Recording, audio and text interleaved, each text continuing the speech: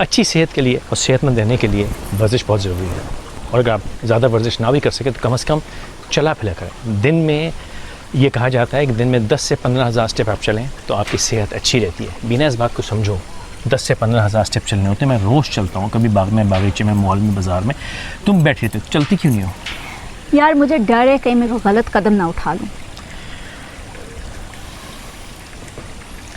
गलत कदम तो मैंने उठा लिया, अब जो होगी देखी जाएगी।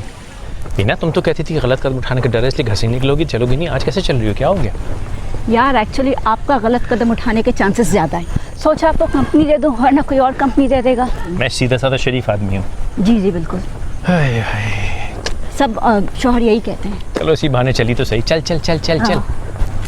ओहो जल्दी क्या है, ठहरिए ठहरिए ठहरिए। जल्दी से वीडियो को लाइक कीजिए, चैनल को सब्सक्राइब कीजिए, शेयर कीजिए तमाम फ्रेंड्स एंड फैमिली के साथ, और कमेंट्स में मेरी तारीफ ज़रूर कीजिएगा।